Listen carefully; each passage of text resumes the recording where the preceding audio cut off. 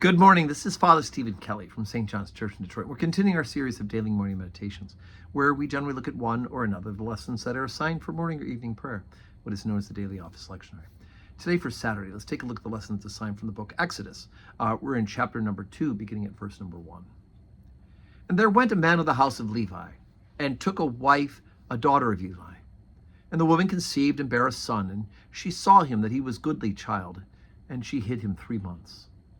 And when she could no longer hide him, she took him for him an ark of bulrushes, and daubed it with slime and pitch, and put the child therein, and she laid it in the flags by the river's brink. And his sister stood afar off, to wit what would be done to him. And the daughter of Pharaoh came down to wash herself at the river, and her maidens walked along the river's side. And when she saw the ark among the flags, she sent her maid to fetch it. And when she had opened it, she saw the child, and behold, the babe wept. And she had compassion on him, and said, This is one of the Hebrews' children. Then said his sister to Pharaoh's daughter, Shall I go and call to thee a nurse of the Hebrew women, that she may nurse the child for thee? And Pharaoh's daughter said unto her, Go. And the maid went and called the child's mother. And Pharaoh's daughter said unto her, Take this child away, and nurse it for me, and I will give thee thy wages. And the woman took the child and nursed it. And the child grew, and she brought him into Pharaoh's daughter, and he became her son. And she called his name Moses, and she said, Because I drew him out of the water. And it came to pass in those days, when Moses was grown, that he went out unto his brethren, and looked on their burdens. And he spied an Egyptian smiting a Hebrew, one of his brethren. And he looked this way and that way, and when he saw that there was no man, he slew the Egyptian, and hid him in the sand.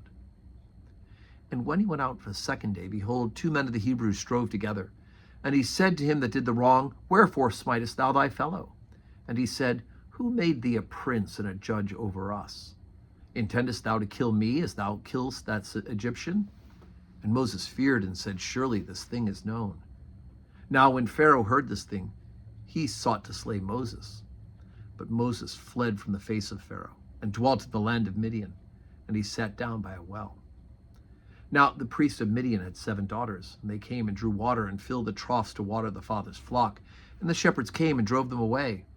But Moses stood up and helped them, and watered their flock. And when they came to Reuel their father, he said, How is it that ye are come so soon today? And they said, An Egyptian delivered us out of the hand of the shepherds, and also drew water enough for us, and watered the flock. And he said unto his daughters, And where is he? Why is it that you've left the man? Call him, that he may eat bread. And Moses was content to dwell with the man. And he gave Moses Zipporah his daughter. And she bare him a son. And she called his name Gershom. For he said, I have been a stranger in a strange land. And so we begin the story of the great prophet Moses, right? One of the great fathers of the original covenant. We know that, of course, it raised in Pharaoh's house, but of course, when Pharaoh hears about him slewing an Egyptian, he goes and is angry at him. Moses has to flee out of the country and will now spend a period of time with Gershom, his son, and with Zipporah, his wife, and with Reuel, his father-in-law, and will come to know soon enough that God has prepared him for a purpose. Just as God prepared to bring the people of the original covenant into Egypt through Joseph, it will be Moses who will lead the people out of Egypt. So today's Saturday.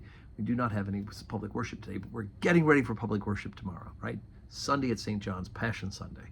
And we'll have 7:30 morning prayer, 8 o'clock Holy Communion, 10 o'clock Holy Communion, and 5:30 evening prayer with the chance to receive communion. So I hope that you can come and worship with us tomorrow at St. John's. But may you have a Saturday that is full of blessings.